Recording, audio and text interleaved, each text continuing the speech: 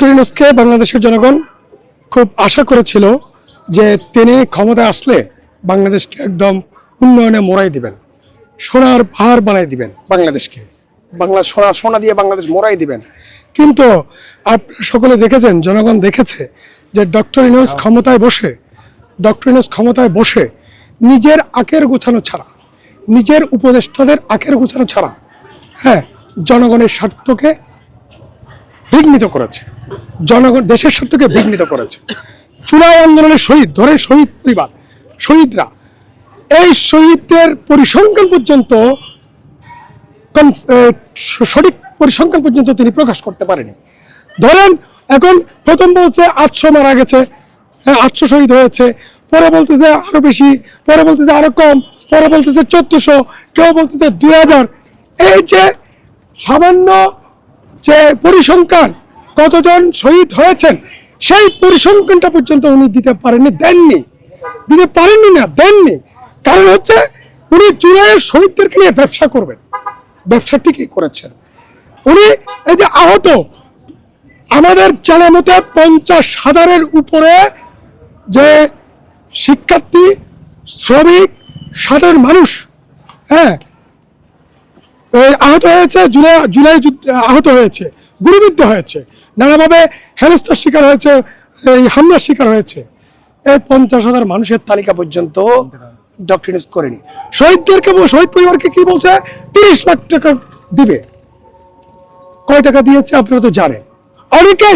অনেক শহীদ পরিবার এখনো পর্যন্ত তাদের সরকারের যে ঘোষিত টাকা এখনো পায়নি। তাহলে কিন্তু ইউনূস সাহেব নিজের পোটলা ভরে ফেলেছে। বাংলাদেশের উন্নয়নের কথা বলে, বাংলাদেশের সত্যিকারের কোনো উন্নয়ন সংগঠিত না করে ইউনূস এবং ইউনূসের উপদেষ্টারা তাদের ব্যক্তিগতভাবে বাংলাদেশকে লুট করেছেন। ইতিমধ্যেই অনেক পত্রিকায় এই কয়েক 1.5-2 বছরে অনেক রিপোর্ট এসেছে যে ইউনূস সরকারের উপদেষ্টারা কে কোথায় কিভাবে লুট করছেন, কিভাবে দুর্নীতি করছেন। এই যে সচিব বসানো, অনেক তথ্য সাংবাদিকরা প্রকাশ করেছেন যে একজন সচিব বসাইতে 100, 150, 200 কোটি টাকা পর্যন্ত নেওয়ার অভিযোগ আছে। ঠিক আছে, এটা কি বাংলাদেশে কখনো হয়েছে? হাসিনাও তো এই কাজ করে নাই। হাসিনা সরকারের আমলে এত করাপ্টেড সরকার ছিল শেখ হাসিনা সরকার, যে সচিব বসানো, সচিবালয়ে অ্যাডিশনাল সেক্রেটারি বানানো, জয়েন্ট সেক্রেটারি বানানো, রাষ্ট্রের বিভিন্ন প্রতিষ্ঠানে যে সরকারি কর্মকর্তাদের প্রমোশন দেওয়ার ক্ষেত্রে যে লুটপাট ইউনূস সাহেবের প্রতিষ্ঠা করেছে, এগুলো তো পাবলিক হয়েছে, অনেক সাংবাদিকরা রিপোর্ট করেছে।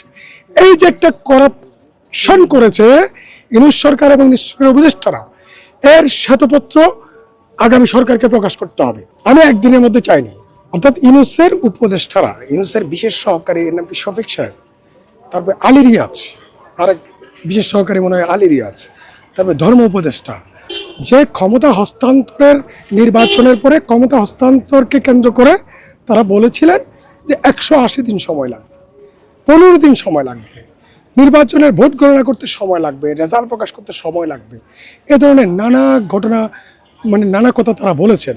এই যে জনগণের মধ্যে যে বিভ্রান্তি তৈরি করা বা ক্ষমতা কুক্ষিগত করে রাখার, নির্বাচিত সরকারকে ক্ষমতা হস্তান্তর না করার যে গোপন পরিকল্পনা আমেরিকার এবং জামায়াতি চক্রের যে গোপন পরিকল্পনা, সেই পরিকল্পনাকে ভণ্ডুল করতে, ঠিক আছে, রাষ্ট্রের জনগণের ক্ষমতাকে নির্বাচিত সরকারের কাছে হস্তান্তর করতে জনগণের পক্ষে এই প্রতিবাদটা আমি জানাচ্ছি, এই প্রতিরোধটা আমি গড়ে তুলছি।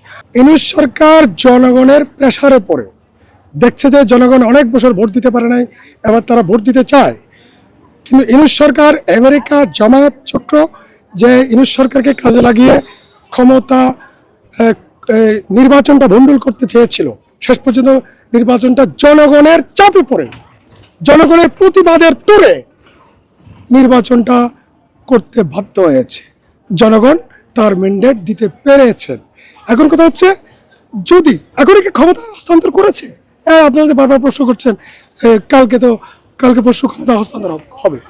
ক্ষমতা হস্তান্তর হয়েছে? ক্ষমতাকে হস্তান্তর হয়েছে? ভোট হয়েছে কয়দিন? অন্যান্য তত্ত্বাবধায়ক সরকারগুলো নিরপেক্ষ নির্বাচনের পরে কয়েকদিনের মধ্যে ক্ষমতা হস্তান্তর করেছিলেন। তাহলে ইউনূস এত দেরি করছেন কেন? ইউনূস সাহেব এত দেরি করছেন কেন?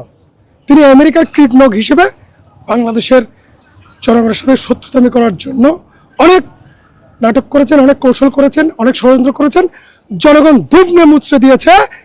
আর ষড়যন্ত্রের প্রতিবাদে জনগণ ব্যালট বিপ্লব করে বিএনপিকে, তারেক রহমানকে ক্ষমতায় অধিষ্ঠিত করার ম্যান্ডেট দিয়েছে।